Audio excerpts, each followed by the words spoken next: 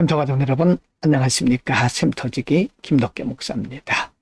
오늘은 열왕기상 21장 11절부터 29절까지고요. 어제 본문에 이어서 오늘도 아합 왕과 그리고 나봇에 대한 말씀입니다. 오늘 본문에서는 이세벨의 악한 계략에 의해서 나봇이 죽임당하는 장면입니다. 21장 11절부터 16절입니다. 11.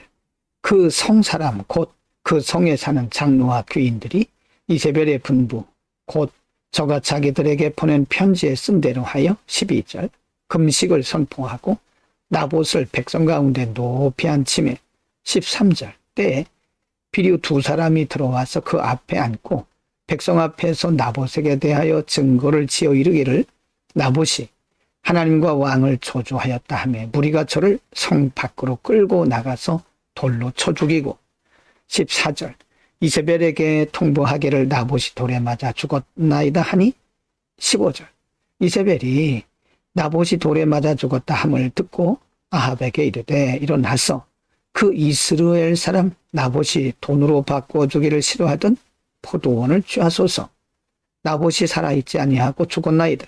16절 아합이 나봇에 죽었다 함을 듣고 곧 일어나 이스라엘 사람 나봇의 포도원을 취하러 그리로 내려갔더라.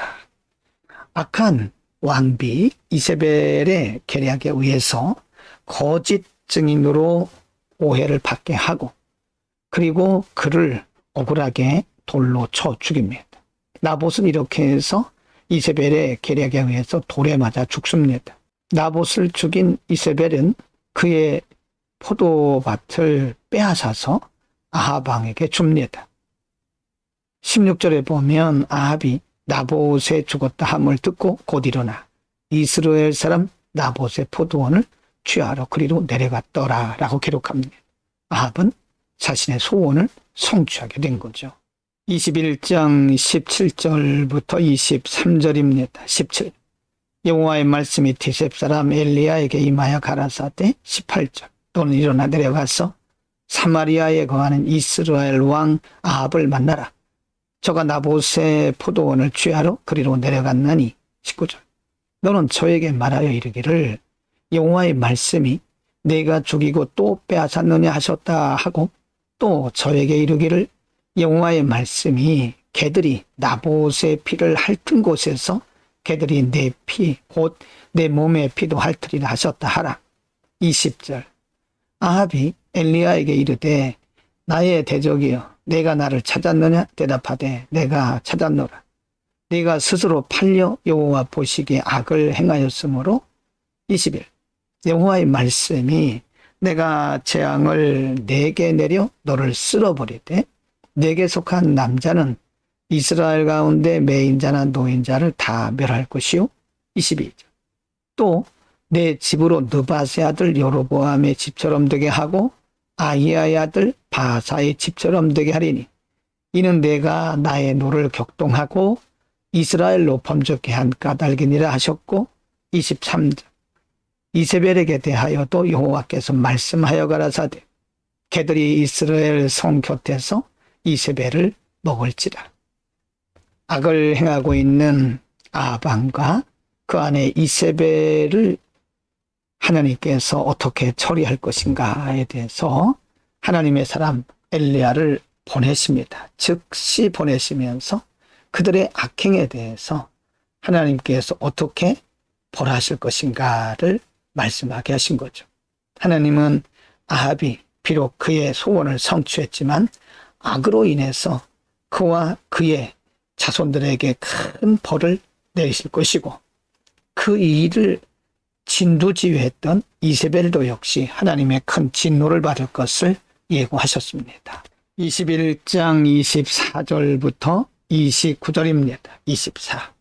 아합에게 속한 자로서 성읍에서 죽은 자는 개들이 먹고 들에서 죽은 자는 공중의 새가 먹으리라 하셨느니라 하니 25절. 예로부터 아합과 같이 스스로 팔려 여호와 보시기에 악을 행한 자가 없음은 저가 그 아내 이세벨에게 충동되었습니다. 26절 저가 여호와께서 이스라엘 자손 앞에서 쫓아내신 아모리 사람의 모든 행한 것 같이 우상에게 복종하여 심히 가증하게 행하였더라. 27절. 아합이 이 모든 말씀을 들을 때에 그 옷을 찢고 굵은 배로 몸을 동이고 금식하고 굵은 배에 누우며 행보도 천천히 한지라. 28절입니다. 여호와의 말씀이 디셉 사람 엘리야에게 임하여 가라사대. 29절.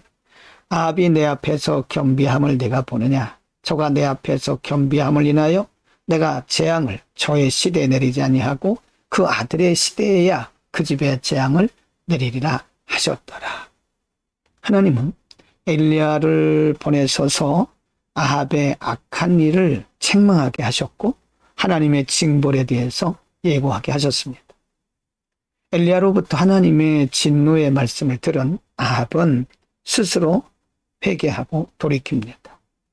27절에서 그 옷을 찢고 굵은 배로 몸을 동이고 금식하고 굵은 배에 누우며 행보도 천천히 하였다라고 말씀했고 하나님은 이 모습을 보시고 그 재앙을 돌이키셨습니다. 그 재앙을 그의 시대에 내리지 아니하고 아들의 시대에 내릴 것이라고 유보하신 거죠. 하나님께서 그의 회개한 모습을 기뻐 보셨던 겁니다. 오늘은 나봇의 포도밭에 집착해서 악을 행하고 있는 아합과 그 아내 이세벨의 계략으로 나봇이 죽임을 당하고 억울하게 그의 포도원까지 뺏기는 장면.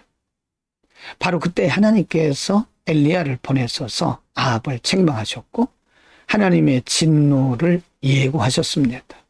하나님께서 그들의 악행을 다 보셨기 때문이죠. 그러나 바로 그때에 그동안 깨닫지 못했던 아합 왕이 깨닫고 돌이키고 회개한 모습도 우리가 상고했는데요. 하나님은 아합 왕의 회개하는 모습을 보시고 그에게 내릴 하나님의 크신 진노를 유보하십니다. 용서하시는 하나님, 자비의 하나님에 대해서 우리에게 가르쳐 줍니다. 물론 우리가 의도적으로 큰 죄를 범할 필요는 없지만 인간이기 때문에 죄를 범했을 때는 반드시 회개하고 돌이키면 하나님께서 용서하심을 우리에게 가르쳐 줍니다. 하나님의 선하심과 인자하심이 영원한 거죠. 기도하겠습니다. 거룩하신 아버지, 아합이 악행을 행할 때에 하나님의 종 엘리야를 보내셔서 책망하셨고 하나님의 진노를 예고하셨습니다. 아합이 하나님의 말씀을 듣고 돌이켰을 때에 하나님께서 그에게 재앙을 내리실 것을 유보하셨고 오늘 이 본문을 통해서 하나님의 선하심과 인자하심이 영원한 것을 우리에게 가르쳐 주셨습니다. 우리의 시선이 언제나 하나님께만 있게 하시고 우리의 죄악들에 대해서는 언제나 주 예수 그리스도의 이름으로 회개하고 사함받는 역사가 있게 하옵소서. 예수 그리스도의 이름으로 기도드립니다. 아멘.